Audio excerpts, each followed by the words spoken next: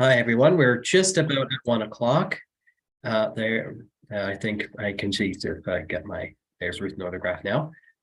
So just when we get right to 1 o'clock, I will begin the meeting. I just want to apologize just in advance. I do sound a bit congested. I have been dealing with the worst cold ever. It's not COVID, but the worst cold ever. So this is me better. So next time we meet, hopefully I won't sound as congested. We're also just going to be waiting on a few more members. Oh, there's Jacqueline right there.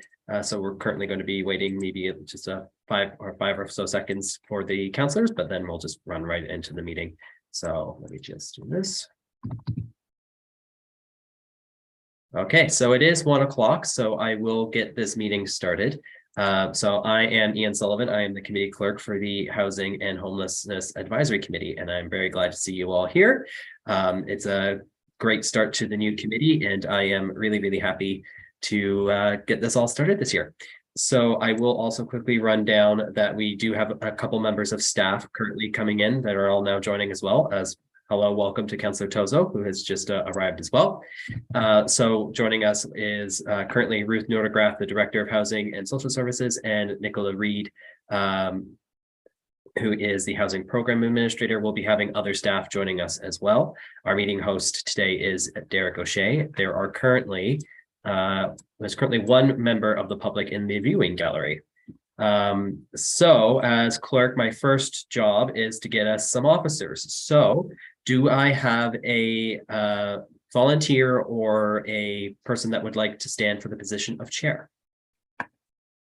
Councillor Tozo. I volunteer as tribute. Volunteer for chair. Do I have any other volunteers for chair, or do I have any others? River Hill? You want to be chair, or are you seconding Tozo as chair? Oh, I can either chair or co-chair. Okay. I'm cool either way. So okay, so why don't we do Jackie? I also see your audio. What would you like to do? Sorry. Would you, because I can see your sorry, yeah, I just wasn't muted. I wanted to say hello to everyone. Oh, okay. Sorry. We could do introductions. I'm sorry. No, sorry. I saw the unmute and I was like, oh, do you wish to stand for chair or vice chair as well? But and you know what? I will just say in past years, I've been chair, and at the start of every meeting, there's like nobody puts their hands up. It's crickets. So this is lovely. That's a lovely change. Okay, so what we'll do then is we will have Councillor Tozo as chair. So I will need a mover and seconder for Councillor Tozo as chair. Moved by Jacqueline, seconded by Hanny. All those in favor, just raise your hands, and that is carried. So Councillor Tozo, you are now the chair. Congratulations. Okay. And just I'm going to quickly run for River as vice chair. Do I have a mover for vice chair for her, River? I move. Moved by Ian, seconded by, I think I saw Tara. All those in favor? And that is unanimously carried. And I'm very happy to turn it over to you, Mr. Chair. Thank you very much. Okay, so I really am keen on chairing this committee because I know it's going to be a huge profile, and I think it's good to have sort of a political face because people can be like, oh, look at this politician doing or not doing what they're doing.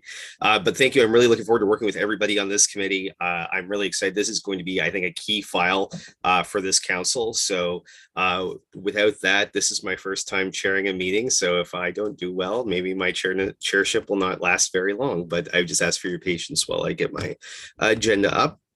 Okay, so we've done election of officers, calling the meeting to order. Can I get approval of agenda? Can I get a motion to approve the agenda?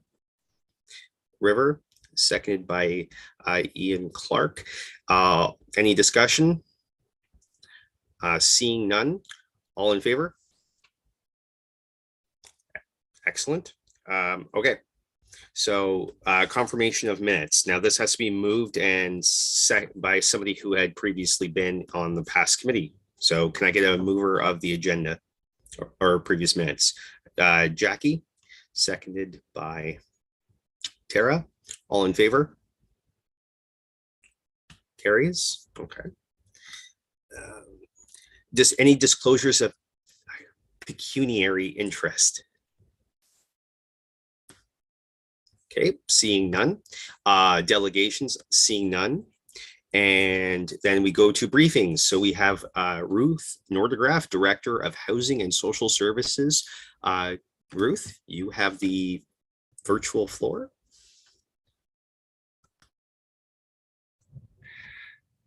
Thank you so much, Mr. Chair. It is very nice to see you all at this first meeting in the new council cycle. I know I've met a few of you already, and I'm looking forward to meet the rest of you today as well. What we sometimes do is add a briefing to the agenda to kind of support some of the reports. Obviously, this is the first meeting, so there's only one kind of information report and one report with a recommendation that we're hoping to table today. But I also know that this, to Mr. Chair's introduction, this is a big portfolio with lots of issues and challenges and opportunities. So we thought it would be good to just give you a high-level overview of kind of the housing and homelessness portfolio and how it's positioned within the corporation, and also obviously a couple of updates on some of the information that you have seen in the update report. I guess, Ian, if you wouldn't mind going to the next slide. I hope you are doing that. Yes, awesome. So really wanted to do a quick introduction of kind of what, and you will hear a lot of new terms and a lot of acronyms, and we're trying to really kind of give you the information bite-sized, but also please always reach out to us if you have any follow-up questions or would like to have further conversations. But really hoping to give you a quick intro of who we are, what we do, and all my amazing colleagues on the call as well, because you will hear a lot of names and probably will interact with many of them as well over the next 2 years. And then we'll dive into some of the kind of highlights or issues in the standing reports. And if there's any questions, happy to answer it, or one of my colleagues. And of course, there also will be time on the agenda to discuss these reports. So next slide, please. I know this might get a little technical, but I think it's really important for you as committee to kind of understand, if you haven't heard this term yet, that we as the City of Kingston, so as a corporation, are one of the 47 so-called service managers in the province. So the province, about 20 plus years ago, downloaded a lot of human services to the municipalities and created these 47 service manager kind of jurisdictions.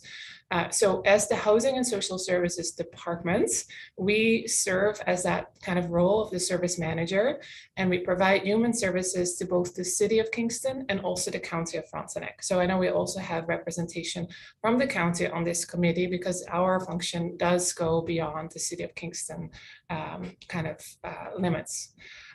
What that means as a service manager is we plan, we manage, and we co-fund a variety of human services. Of course, we'll talk about housing and homelessness at this table, but we also work in the social assistance and in the childcare and early years kind of areas. We're receiving, in addition to the city tax base, and next week will be the budget deliberations on kind of budgets for all the different departments, and for housing and social services, that budget is approximately $17 to $18 million tax base. So that's what the municipality is, or the residents are contributing to our departments. But we also receive funding from a variety of provincial ministries, Ministry of Municipal Affairs and Housing, which obviously applies to this committee, also the Minister of Education, a very little small pocket of money from the Ministry of Health, Ministry of Community and Social Services, and also the federal government, the Canada Mortgage and Housing Corporation. So as a department, we like the the vast kind of majority of the staff in housing and social services that are delivering frontline services are within the social assistance portfolio. We also fund many of our colleagues or other service providers in the community to deliver the indirect services. More on that in a little bit. But I just wanted to position this because it sometimes gets a little confusing, like what's our scope, where do our controls lie as a municipality, and where are we basically mandated by the province to do certain things a certain way. And I'm sure that will be a conversation at this committee as well. So the next slide, again, quick snapshot. We have about 90 staff, just over 10 of them are actually within the housing and homelessness portfolio. So you'll hear more about that soon. Our, again, annual operating budget is about $75 million, but about 18 million of that is municipal. The rest is really, a lot of it is flow through money that we administer and then funds towards housing providers, homelessness providers, childcare providers, and other initiatives. We fund a significant number of agencies, and we serve obviously a significant number of clients in the community through all these different services. So the next slide. Again, really this committee focuses on housing and homelessness, but it's important to kind of also have those connections with other areas, of course, like social assistance rates, poverty, health, mental health, different community initiatives and community connections are all pretty key in kind of finding ultimately the real sustainable solutions in managing and reducing kind of people in precarious housing situations. So the next slide. And this is where I'm like incredibly grateful and proud of my amazing team. We're small but mighty, I would say. And again, I just wanted to point out the different kind of roles that you will likely interact with or already have interacted with over the last little while. So, and Heather, maybe I will just kind of, maybe if folks can just quickly turn their cameras on, staff, so you can actually put a face to a name. Heather Scranage, she is the manager of housing and homelessness, and she will lead a lot of the reports and a lot of the presentations in the next little while on this portfolio. So I'm sure you will get to know her really well. Mitch is not here today, but Mitch is the policy manager in our department and also has the social housing portfolio under his leadership. So again, somebody or the name and a person you will get to know. You've met me, I'm the director here at the department. And then we have Joanne Boris, who is the supervisor kind of overseeing the homelessness portfolio. Again, a lot of conversation around that topic in the next little while, no doubt. Within the city, we have Joanne and then basically 3 other positions, or 2 now, hopefully a 3rd soon, that really are kind of the I would say the center of a lot of the homelessness kind of work, administration and data management. So not a lot of people, but a lot happening in that field. Nicola Reeds is our supervisor, or we call them program administrators, I should say, for the social housing portfolio. She has similar kind of type roles in her team, but also is overseeing the social housing registry. And has a financial administrator in her team. And then last but not least, again, one that has grown significantly over the last few years is the kind of affordable housing kind of area in our departments. John Henderson is the housing program administrator, who is the go-to for a lot of the affordable housing administration and a lot of the kind of projects. And we also are currently recruiting a project manager to help out with a lot of these projects. And recently, over the last 6 months or so, we've really worked with other departments and established a more interdepartmental housing team, because you can imagine that all these developments really require, a lot of different departments creating housing. and especially obviously creating the deeply affordable, supportive transitional housing projects. So just to get you a bit of a lay of the land of who's who and who's doing what. Next slide, please. This overview you probably have already seen or heard about within the housing and homelessness kind of realm. Our role as departments and as corporation or a service manager really focuses on the first kind of 3 green areas in this overview. And this is also how we've shaped up our teams.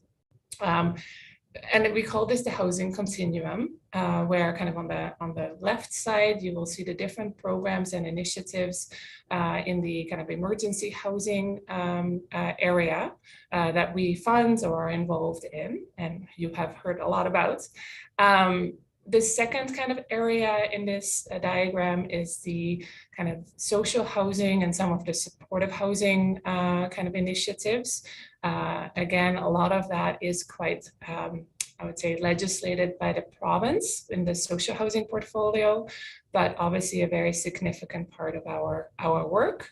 And then the last one, kind of before we really hit on kind of the market housing development, which we are not as involved in as a department, is really the affordable housing development.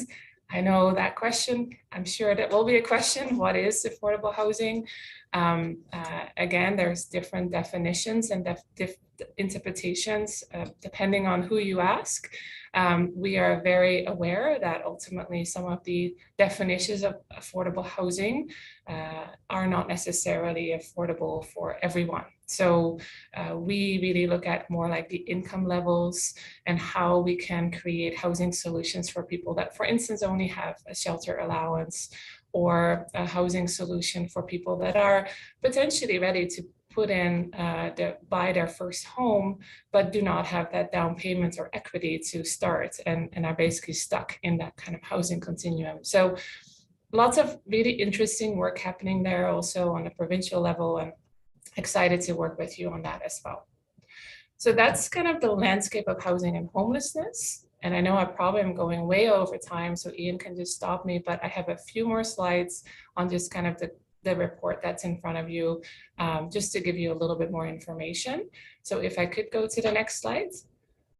I will start with the homelessness portfolio. Again, I've already touched on some of that, but we are the funder of a lot of different services in the homelessness system. So for instance, street outreach, prevention and diversion programming, the homelessness prevention and funds and the damage funds that help people housed or get people housed. Obviously the shelter system, so the emergency housing solutions, more recently warming centers, sleeping cabins, but we also still and are very excited to continue to focus on the housing first model that obviously is not necessarily as straightforward in a climate where housing is availability and housing affordability is a challenge. You will hear a lot and read a lot about the data piece. So we are also managing something called the by name list, which has been, I will be honest, not an easy task, because capturing a coordinated way of kind of who is homeless or who is unhoused and how do we best deliver services and to people is something we've rolled out over the last few years and are continuing to I would say innovate and really work with the system to get better data integrity. But because of course, knowing the numbers and knowing the needs is the first step to also then have better programs and better response. Again, a lot of our work with our colleagues, both in the departments and outside of the city corporation, is the coordination of and support of encampments. And lastly, you know, a real kind of obviously reality is still an ongoing kind of pandemic recovery and navigating through higher kind of client needs and acuity, drug poisoning and mental health crisis, which is a real, a much bigger and constantly growing reality, and also kind of prevents us sometimes from really getting to some real solutions. Key items, I will just run through these Q1 2023 in your reports, but also some of these probably will continue to come back in the reports, but we continue to work with the sector on implementing the service system review that we did in 2021 and 2022. If you want to read up on it, we can get you a lot of homework. We continue to, obviously, we work with our providers to get all the contracts and agreements executed and signed. Salvation Army has started with a day programming, and in addition, we also have some new warming center services that have opened up in late 2022, early 2023. Again, the data management will continue to be our focus. We've included some data in the report on who or how many people are on the by name list. I will point out that this number doesn't mean that they're all living in tents. There is a lot of different kind of, I would say, groups that are on the by name list. Ultimately, it's those individuals that are unhoused or precariously housed. Continue to support, again, our shelters and drop-in solutions, and continue to obviously focus on the encampment piece, which I think every city is focusing on, and we'll continue to obviously look at that as a big piece of our work. So the next slide, this is the kind of the next area. If you look at that continuum that you just saw, we manage through Nicola's leadership the social housing portfolio, and at some point we'll do like some, I don't know, bingo or some sort of game with all the acronyms and numbers that you will hear, and we'll come back. But this is what's called the RGI kind of rent gear to income piece. So this is a very kind of legislated provincially program, where we, in the Housing Services Act, which we have to follow, are mandated, and it's in the Act specifically for Kingston, to manage a 2003, I don't know how that number came about, but this is like 25 years ago, rent gear to income units, or rent gear to income housing solutions. About 1,500 of those are actual units. But we also do this through rent supplements and portable housing benefits. And we do this with 15 incredible social housing providers that do the day-to-day operations. As a city, we fund most of the operating costs for this.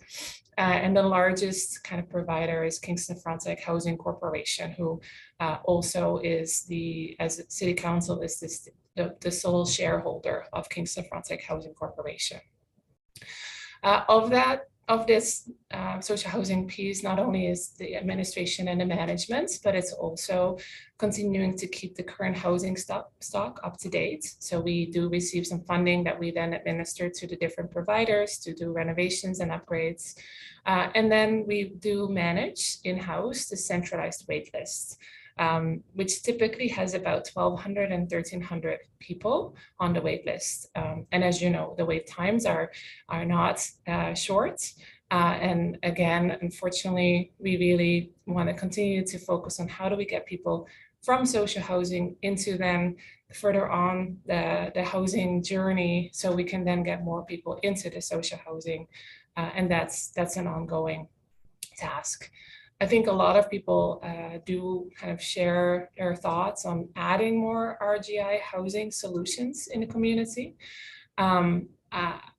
There's definitely, an ongoing conversation around new and deeply affordable housing solutions.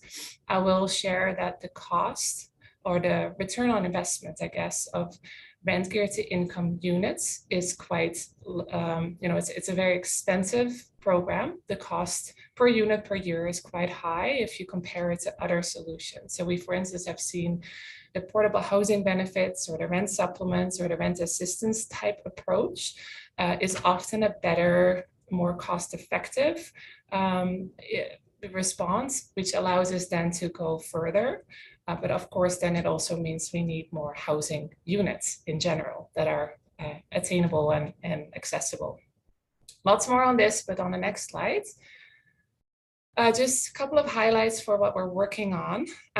So when these social housing units were basically downloaded to us as a municipality, just over 20 years ago, we also, obviously these all come with mortgages and operating agreements.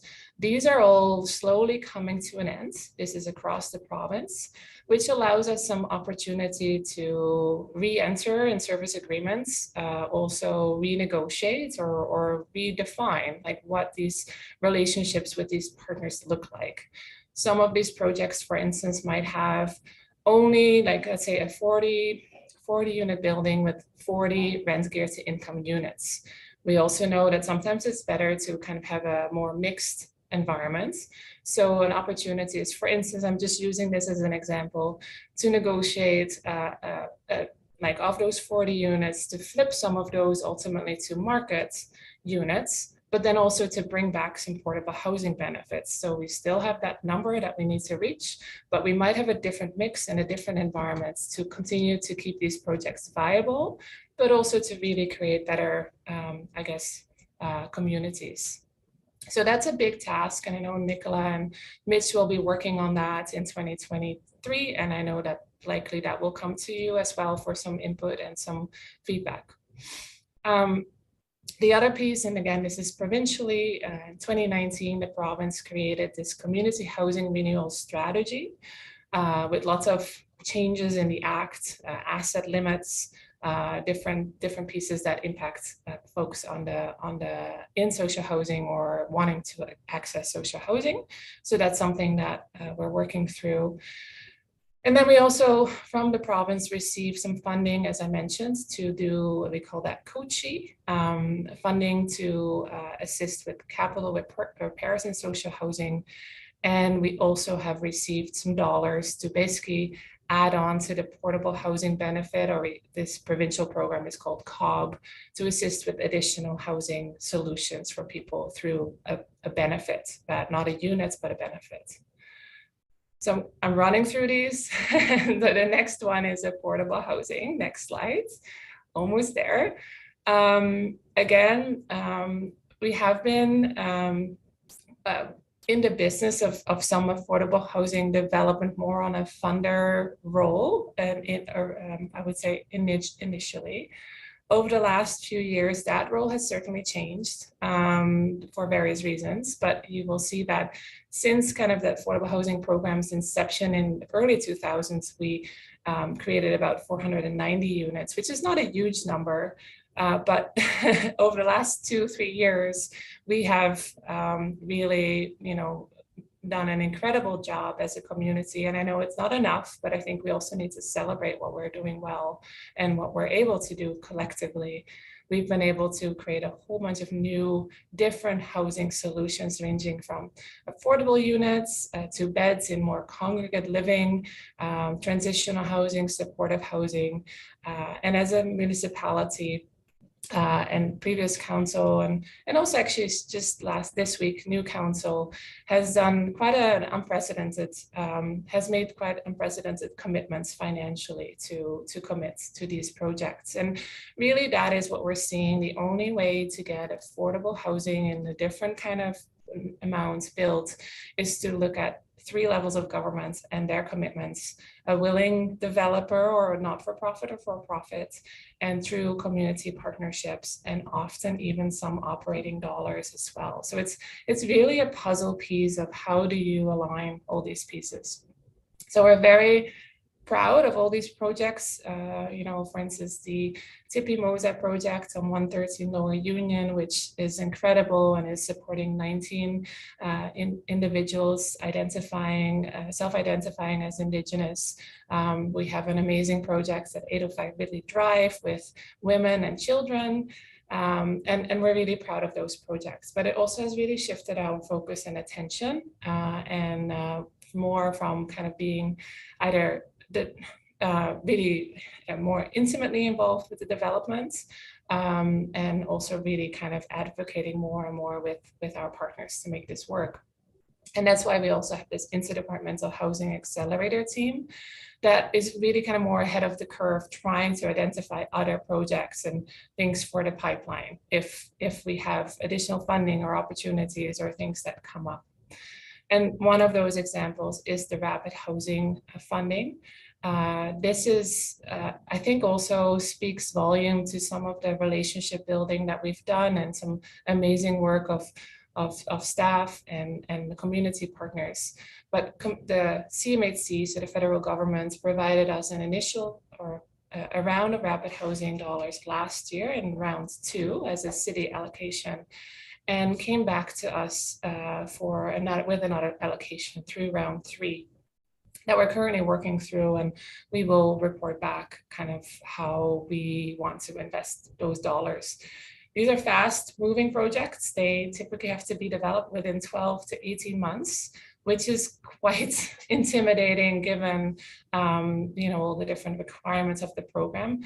But again, we are really trying to work together and put our best effort into making this work. And in the second round, we were able to get 47 units built, and they've all been occupied. So it's amazing to see families and individuals move in and actually breathe because they're in a safe environment. Next slide. There's a second report on the agenda this afternoon, that will speak about the Kingston Frontenac Renovates program and the home ownership program. We can touch a little bit more on that one. It's on the floor, but these are also some really great and helpful programs, again, to keep people housed because they may otherwise not be able to do their repairs, or to get people, again, across that continuum when they might be renting, but want to purchase their house, but do not have that initial down payment available. And again, it kind of alleviates then a rental unit or opens up a rental unit for somebody else. So really kind of important and essential programs to think about. And then the last one is the residential unit grant program, which provides a capital funding for up to $15,000 to create an affordable secondary suites. Last slide, just a couple of images of some of the projects that we've developed or are developing right now with our partners. Yeah, I think I think that was just a really quick overview to get your hopefully your thoughts going, and happy to answer. Ian, I'm not sure if we're answering questions now or if we can answer them later. So sorry, Councillor Chozo, just since Ruth quickly asked me, this is the perfect time for questions on the briefing itself. Yeah, so if you have any questions, I'll ask you just for the sake to raise your hand. I'll write down a list of people who want to ask questions, and we'll pass them over to staff. So yeah, just use the hand raising icon if you do. So Ms. Collier, you have a question. You have the floor. Thank you so much. Thank you so much, Ruth, for that presentation. It was a lot of information. It was great. I appreciate that. One of the slides, there was 328 as our current calculation for, is that our total number of homeless today on the by name list? And that seems considerably higher to me than in 2022. I mean, considerably, when we're thinking about human people, it's almost unfathomable, I think, the rise. Can you speak to that? Absolutely. I'm glad you're bringing that up through you, Mr. Chair. So it's not necessarily that the number has gone up. In the standing update report, we have kind of identified that. So, and I know both Joanne and Heather can jump in here as well if they want to add to my explanation. But really, we're using a tool that's a federal kind of data management system called HIFIS. That was not initially used to capture the by name list. That by name list kind of was captured through literally like an Excel spreadsheet. And all the service providers were putting in that data on the by name list in that spreadsheet. So we had to do some, and like, it wasn't, so the numbers were captured, they were just captured in two different systems. And we were able to amalgamate that and actually have them in one place now in that HIFA system. I know it is a very technical kind of explanation, but I guess what I wanted to say is it doesn't mean that suddenly we had another 100 or so people added to that became newly homeless. It was just that they were not captured in the right system. We also have more service providers now kind of signing up to participate in a coordinated access kind of approach. So every week, the group of service providers actually meet with my colleagues to prioritize and really kind of look at how do we best support people on this list, who is best suited where, who is potentially falling off the list, how do we, so long story short, the number likely has grown a bit. I think that's a reality in every community, but it isn't like suddenly become, a strong, it's just captured differently. Last thing I'll say, I know Heather has her camera on as well, but we also, and this is something that every city is kind of trying to kind of get better at, but we initially measured this as households, whereas now we're measuring them as individuals. So maybe one on the initial in 2022 was one member of the household or head of the household, I guess, which could have been 5 people. So now we've actually captured everybody. Perfect. And I noticed that too with the 178 individuals that are chronically homeless, like over a 6-month span. Yeah. Thank you so much for that explanation. Yeah. Jackie, do you have any other questions? No, I'm happy to let others speak. Okay. Heather, did you have a point you wanted to make? I noticed that your camera was on. No, thank you, Ruth. Got it. I just wanted to make sure we counted the household or mentioned the household tracking. So thank you. Okay. I have River next. River, go ahead. So most of what my question ended up being answered, and I remember reading in the report as well that some of that was answered. But my question, and I'm just kind of connecting the dots through the community, is, are we in this system, are we counting the point in time count, or is it just through service providers and other means of gathering data? Thank you, River. That's a great question, which reminds me, I didn't speak about the point in time count, but which I think some people may have heard before. So before kind of the by name lists got introduced, which again is a provincial wide kind of push, which I think is an amazing way of actually having real life kind of as good as possible data. And again, you will hear a lot about this. It will continue to always be a bit of a struggle because the minute we measure data in a very transient kind of population, it will be outdated. Point in time count was introduced, I don't know when, but definitely before I was at the city. Is something that is done in partnership with the United Way, or the United Way is leading most of that. And it's basically once a year in May, one night, volunteers go out and count basically the number of people that they find on the streets, in shelters, and in various kind of places. And that then becomes kind of the number on that point in time. We do get that kind of request from the province to do that, or the federal government, and obviously partner with the United Way and other partners. We, on a staff level, again, not speaking out of term, I think. If so, then well, we'll see what happens.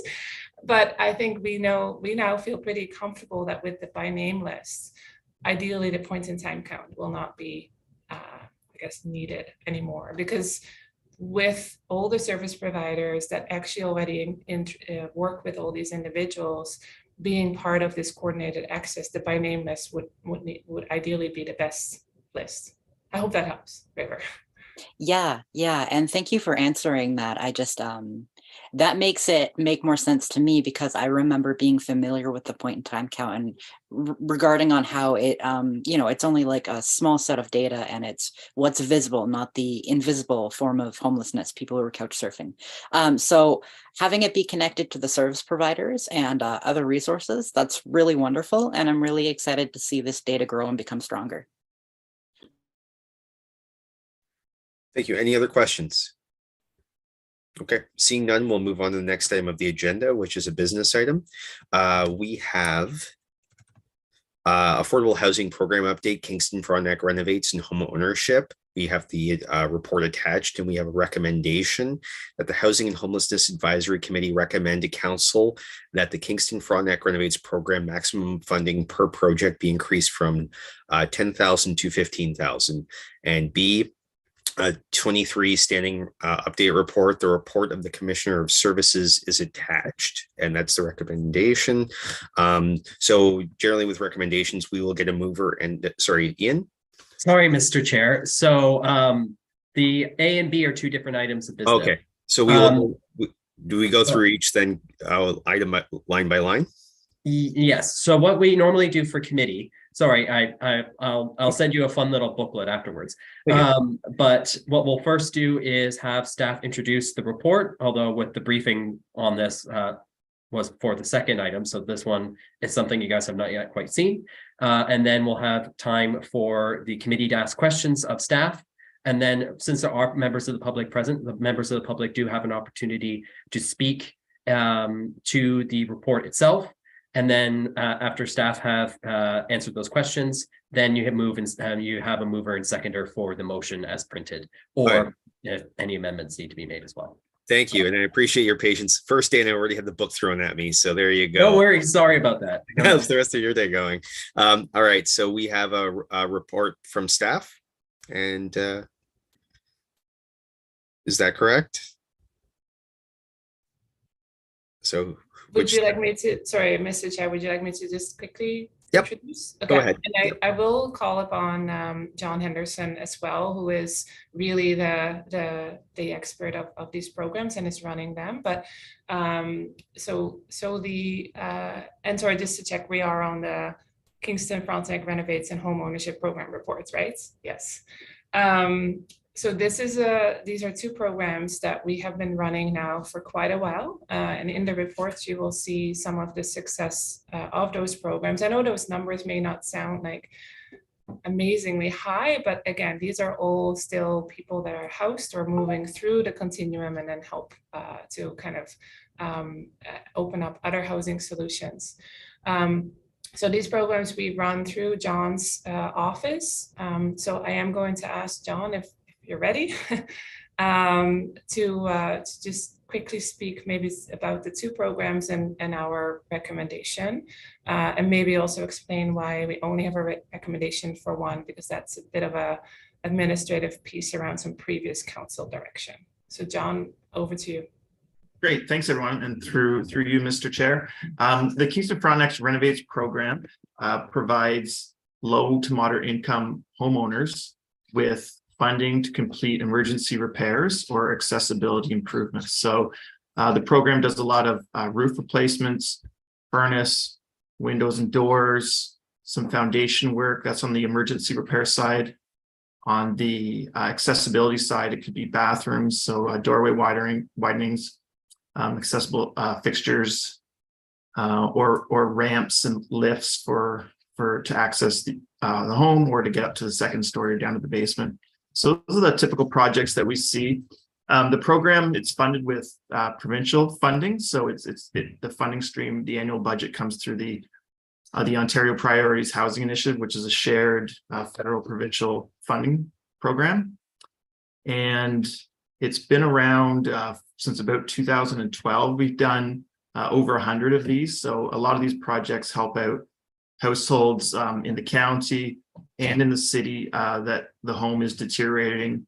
And a lot of the times it's seniors, people on disability, or other fixed income sources. So I can say with assurance that the households that we help are very much in need and very appreciative of these fundings because it keeps their home occupiable. So in terms of the amendment to the program, which we're looking for the approval on, is to increase the maximum funding level from $10,000 to $15,000.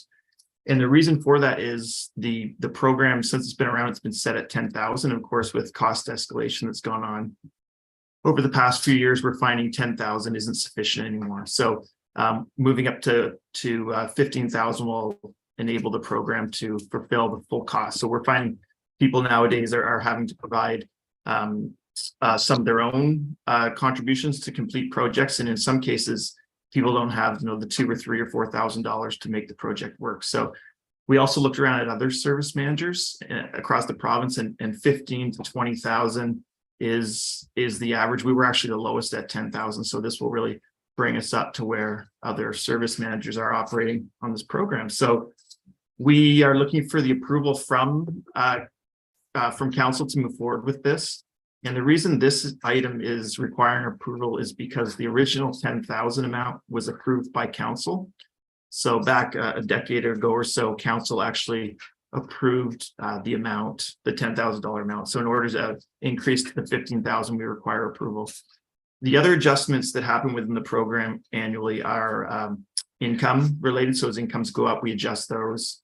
And you'll see in the homeownership program, we're reporting on the annual adjustments within the homeownership program, which relate to income level and the asset level increase as well.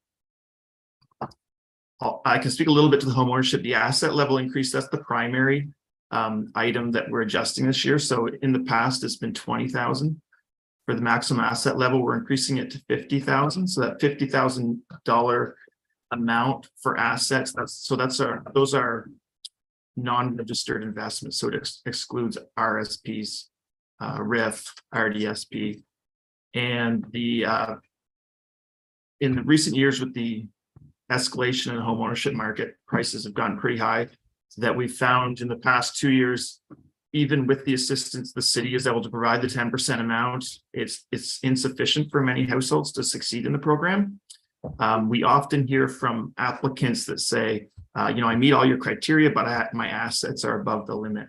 So increasing from the 20 to the 50 will allow for more eligibility.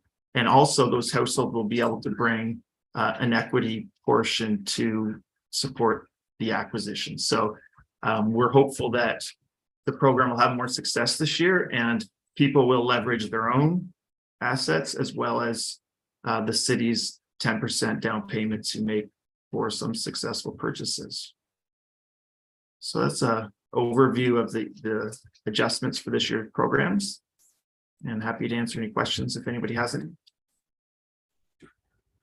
River, I have just raise your. Sure. Thank you.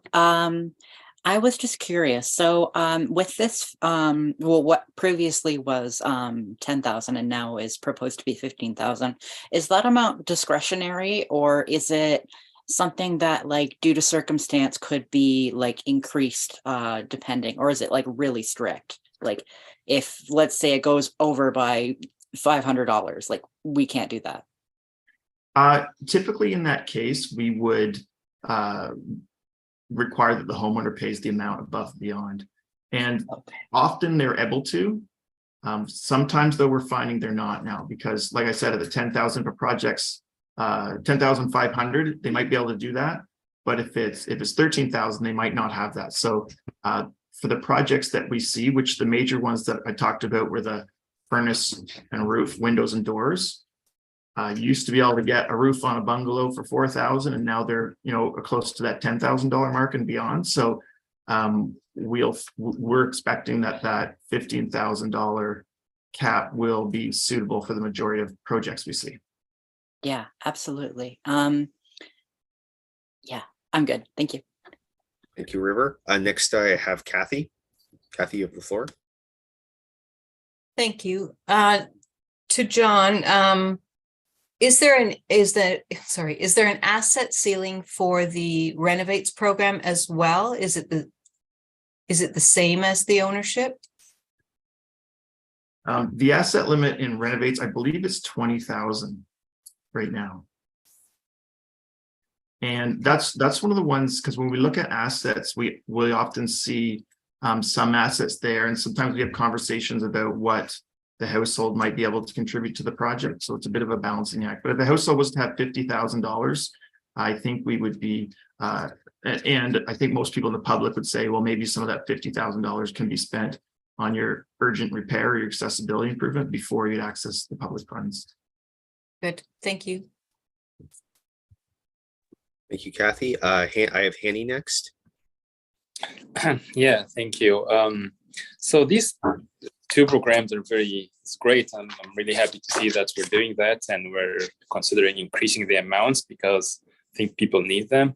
But my question is, I think the majority of people don't know that these programs even exist. So are we doing anything to kind of like let people know that this is available to you and how you can access them?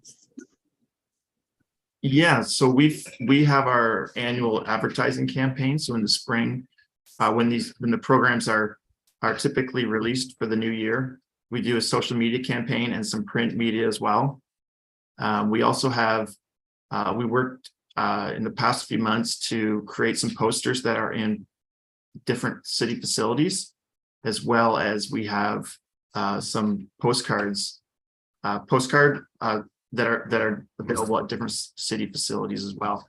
We also communicate, particularly the Renovates program, to service providers. So if a household that's a low income household is connecting with a service provider, say they're working with a service provider and they were to say, oh, and I've got this other problem, my roof is leaking, the service providers know that this program is available to address those home deficiencies.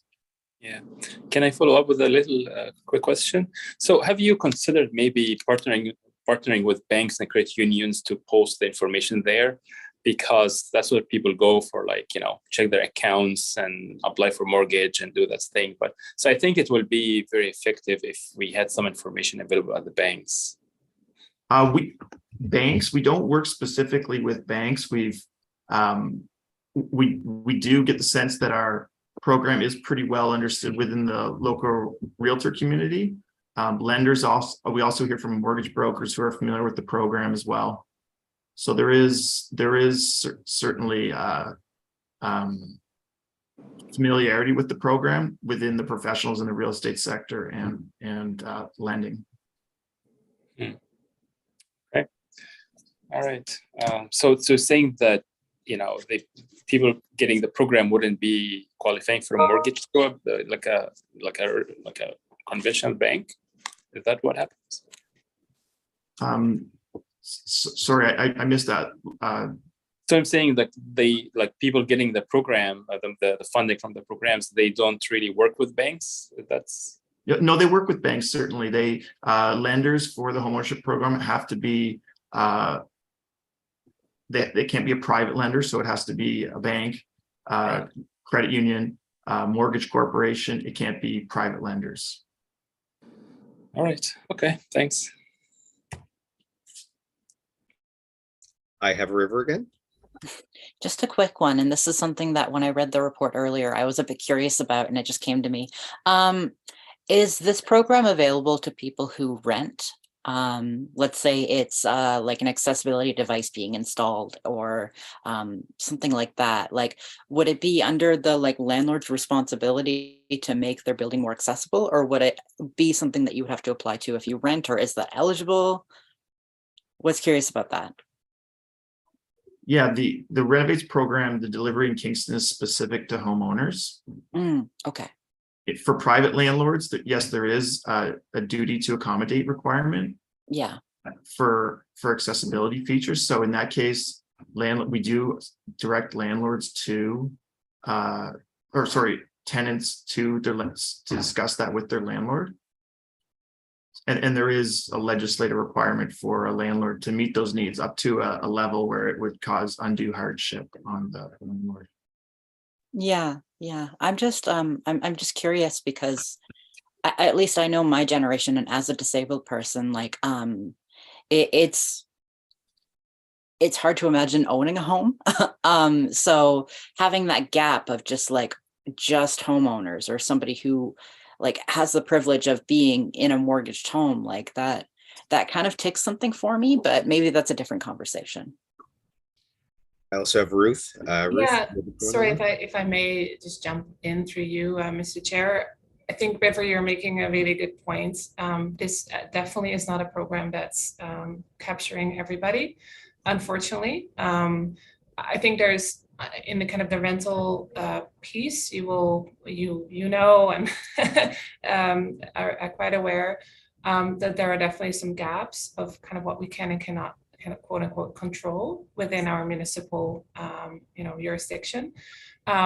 We do have, as I mentioned earlier, we do have the ability to support our social housing providers with some capital if they want to make any changes or upgrades. There's definitely, in case it becomes more of a property standards kind of issue, then there are some other ways of kind of holding a landlord accountable for any issues. But it definitely is a tricky one, because this program is really focused on folks that are housed or that have obviously their own home. I think, and maybe if I may kind of just quickly jump back to Henny's question on kind of advertisements. We're always open to any suggestions of where we can advertise or share this program information. We again also want to kind of balancing it with if we choose, let's say, the route of advertising this program at a bank, we obviously would also need to go to every bank. So it's that we're always trying to kind of balance as best as we can. Like, how do we, where does what we found is through our partners, where most clients will come and ask for support or help, is typically a really good way, and realtors and mortgage brokers have been also very receptive to this. So really great points. And if there's any other thoughts, we're always happy to take that into consideration, because we're quite proud of these programs. River, did you have a follow-up? No, I think I'm good. Thank you. Great, thank you both. I have Jacqueline next. Thank you. The programs are excellent, and I know for as long as I've been on this committee, which is, before the pandemic had began, I remember it always sort of being a bit of a struggle, especially the home ownership program with lower numbers. And I'm so happy that you guys are, constantly, trying to improve it and make it so that it's more accessible to more families. I think in terms of that idea of, how do you get the message out there? Because really, I think that you have a really good advertising campaign for it. And that knowledge sense through the industry and professionals in the industry. But a lot of the times these families just simply don't think it applies to them, or they just don't think that they could qualify. Especially now when you look at trying to get a mortgage through a primary lender, through a bank, which is how you would have to go about this, is very difficult. Being able to qualify, at such a high interest rate, but actually it's higher than what your interest rate would be in order to be able to qualify, with the regulations surrounding that. So maybe doing a information evening where you can host that, within city facilities, like at the Invista Center. So some of these posters that you put up, just, letting families know, we want to talk to you about this, we have this, and actually making that, an in-person and as well as virtual option for information meeting to discuss it. I would say one of the main barriers is just that a lot of families don't really realize that it applies to them, even when they're reading it. They just aren't sure, and there's a lot of questions that they would ask in order to determine that, and that would be one way of getting around it. But thank you so much. I was so happy to read this. Thank you. Any comments from staff? Jackie, any follow-up? I see your hand still up. Did you? No. Okay. No. Any other questions we have for staff on? So this is attached to recommendation. Can I get a mover? Sorry, Ian. I see your hand. As this is as is a committee, we do have to quickly go to the public. So there are, Okay. through you, Mr. Chair, there are 2 members of the public currently in the public viewing gallery. So if either of those members wish to make comments or ask questions on this item before the committee, please raise your virtual hand in Zoom. And the chair will recognize you. You will have 5 minutes to speak, and then your mic will be turned off, and then the staff will be able to answer your question. We'll just give them a few minutes to see if they would like to speak, or a few moments, sorry. Any comments from the public? Thanks, And Ian. I'm not seeing any hands, Mr. Chair. Okay, then we move to the recommendation, and I believe next we ask for a mover of the recommendation. I have Annie, a seconder. I have Ian, and then discussion. Seeing no discussion, can I get a motion? I will call the vote. All in favor? That motion carries. Thank you. We now have Section B, 2023 Q1 Standing Update Report. A report of the Commissioner of Community Services is attached with a recommendation. It is for information purposes only. Do we have a staff member that wishes to speak to this? Ruth? Thank you, Mr. Chair. I think we're good. We've kind of provided a bit of an overview in the presentation, but we're happy to answer any questions. Any questions I have for her? Thank you so much. I actually had a question. I'm glad that this section came up because I thought of it before and then I was like, oh no, like Ruth has already spoken. But one of my questions has to do with the asset limits that were mentioned. Is that a provincial or a federal decision, or is it a municipal decision to implement asset limits? I am going to ask John to jump in here. You're specifically talking about the Kingston Frontenac Renovates and home ownership one, or the social housing? Social housing. Okay, in that case, general. sorry, yeah, because it kind of, again, really depends on, and I know Nicola has her camera on, it really depends. So for social housing, Nicola, do you want to jump in on that one? Sure, and thanks, Ruth, and through you, Mr. Chair. Thanks for your question, River. It is a new regulation that has come forth through the Housing Services Act, and it is to commence. Service managers have to have it in place by July 1st. So we have decided to. It came out last March, so it could have been put in place before that. They have a minimum maximum asset threshold of $50,000. We have decided to do 50,000 for singles and 75,000 for if there's more than one individual in the household.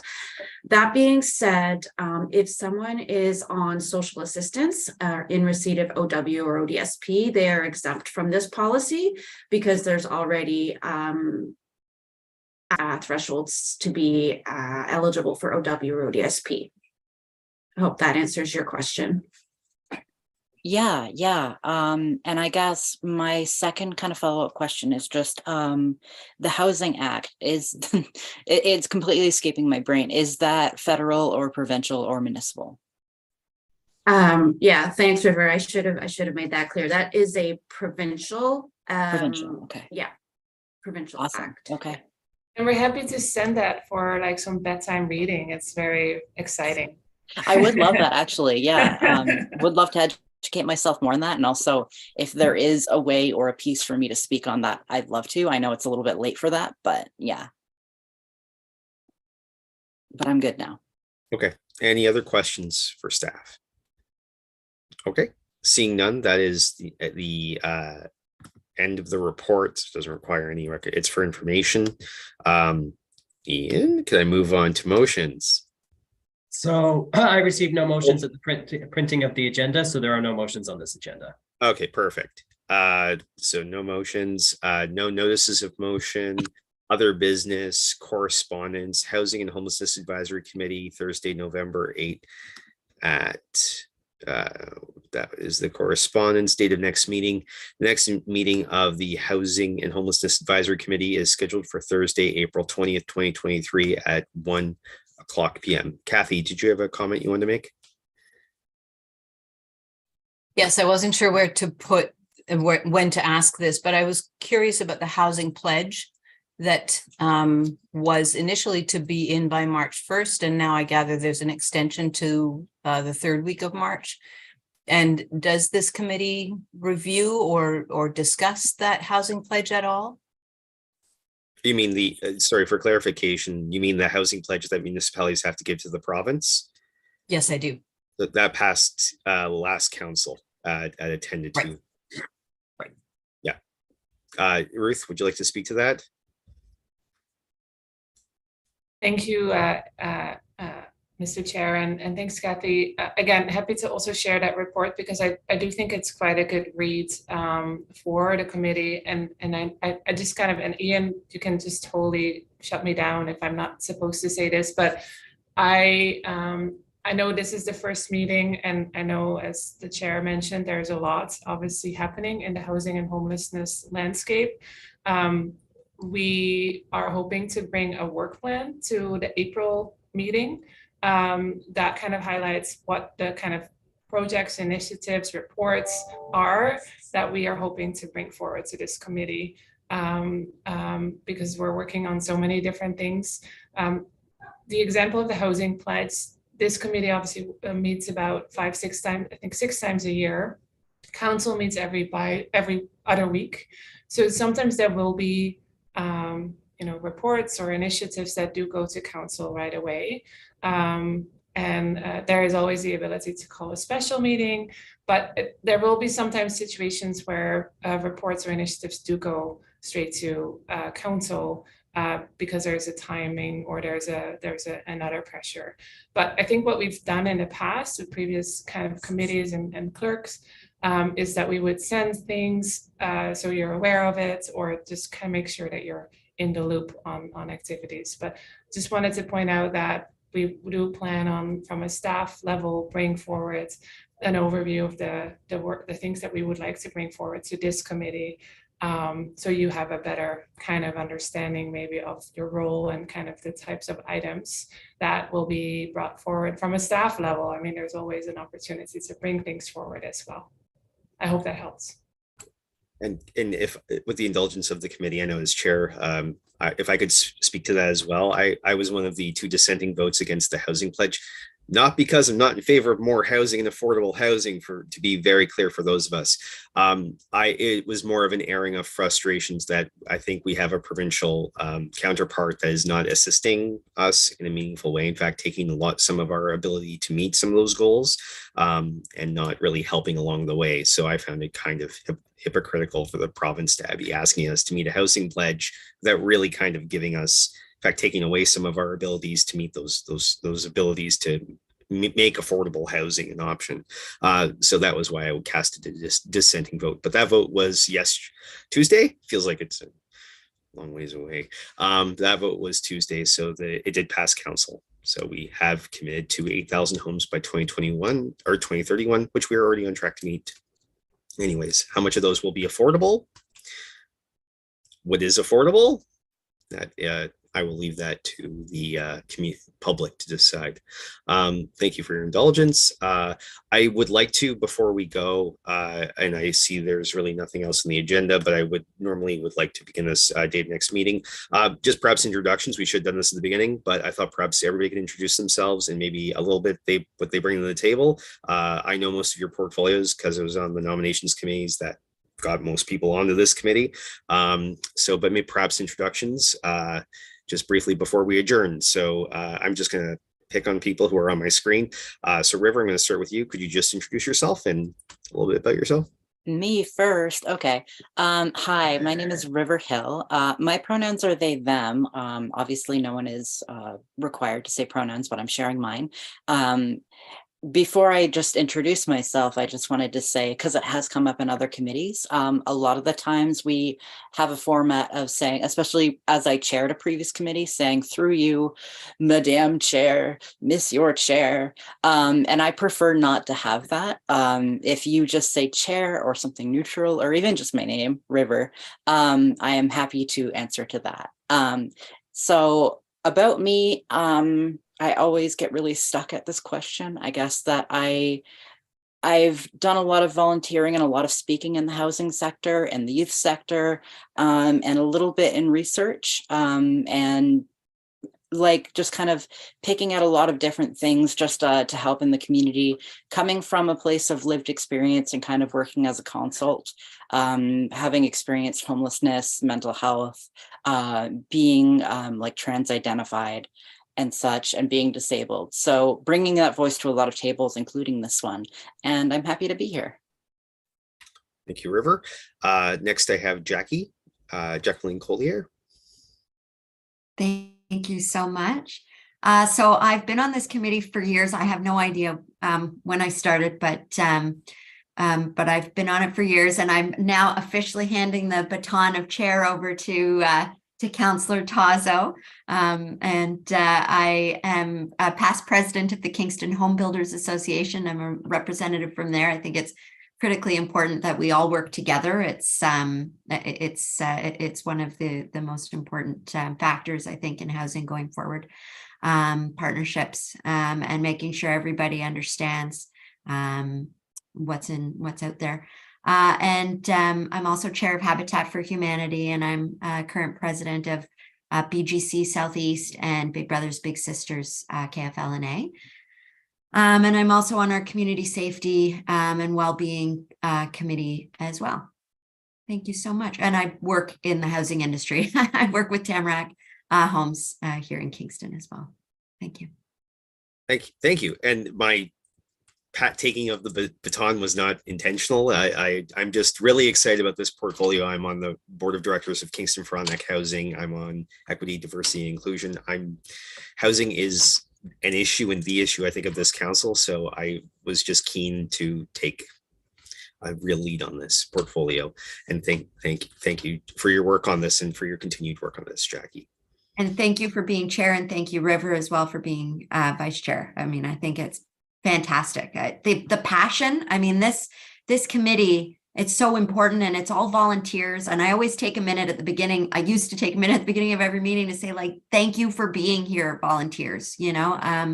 It's so important, and that kind of passion. And, often there's a lot of eloquent discussion and, really, important and deep thought that has gone behind a lot of the questions and comments and review. And I just really appreciate it. Thank you all for being a part of it, and for the two of you who have stepped up to chair. Thanks. Excellent.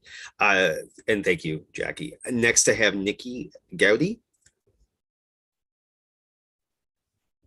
Thank you, Councillor. I am the councillor rep from Frontenac County. I'm a second-term councillor out of Central Frontenac. So I live way north of the 401, I guess you could say. My background is I work in community services. I am the supervisor of Frontenac Transportation Services, which coordinates volunteer drivers for all of Frontenac County, from up north in Plevna-Ampa all the way down to Frontenac Islands. So I send a lot of people in and out of Kingston every day. I feel that there's a large need for homelessness, and to try and not fix the problem, but we're kind of forgotten out in the county.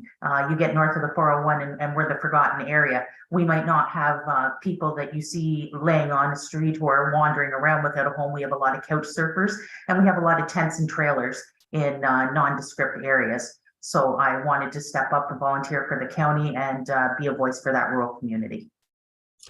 Thank you, Nikki. Tara Everett, I have next. Hi, I think this is my third year on this committee. I was vice chair the 1 year and was so stressed I'd have to do what you're doing, Councillor Torzo.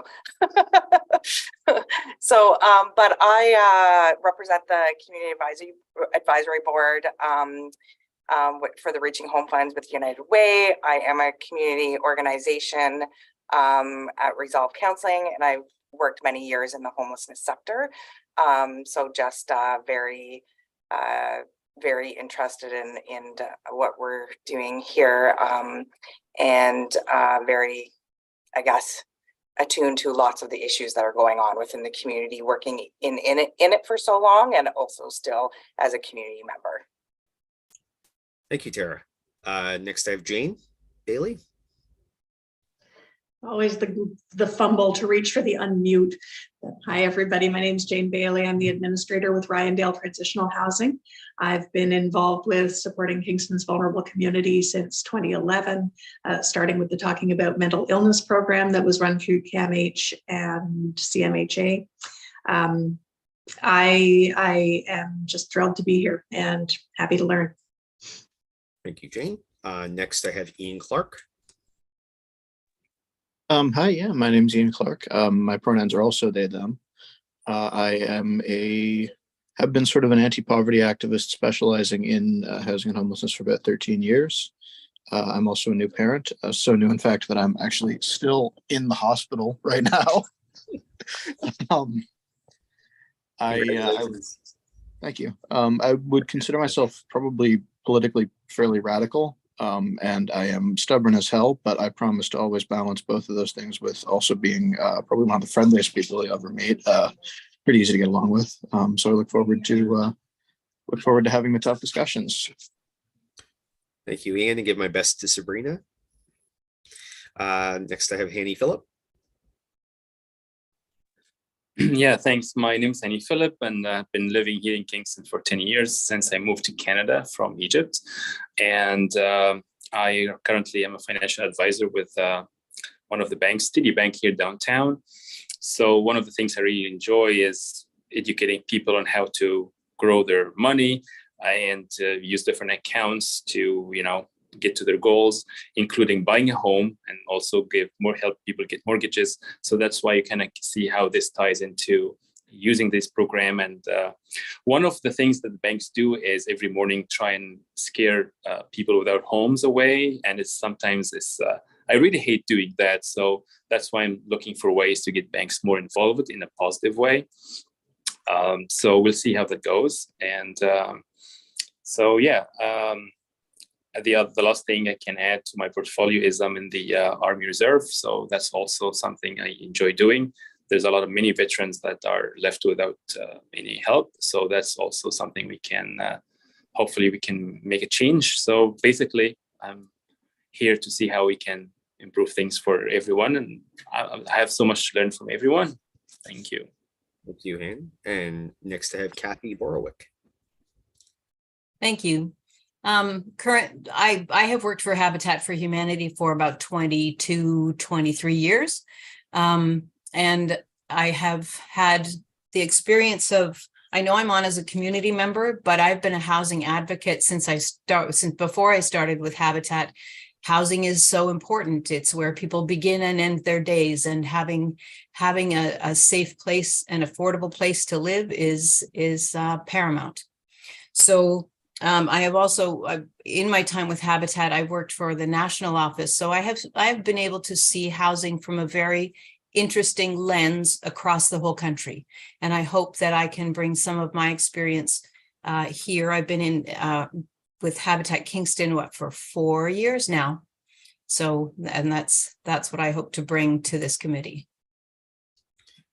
Thank you, Kathy. And I think that's all members of the committee. We have a wonderful staff here who I'm very encouraged that with their expertise, and I've been working with them since getting elected several months ago. I'm Brandon Tozo. I'm the counselor for Kings Court Rideau. I will be the voice of this committee on council, and I'm happy to advocate for it. I will leave with words of encouragement that I am really eager to work with everybody. And having read most of your profiles, I saw a real voice of diversity and intelligence and passion in this committee. This is going to be, if not the topic, the top topic of this council will likely be housing and homelessness, given the crisis that we're in. And I am absolutely encouraged by the talent around this Zoom table and the voices that are here. So thank you for volunteering. Thank you for putting your names forward. And I'm really looking forward to working with all of you. And with that, I will ask for a motion of adjournment. Tara, seconded by Jackie, all in favor. And we stand adjourned at 2:18 p.m. Have a good rest of your day, everyone. Have a great rest of your day, everybody.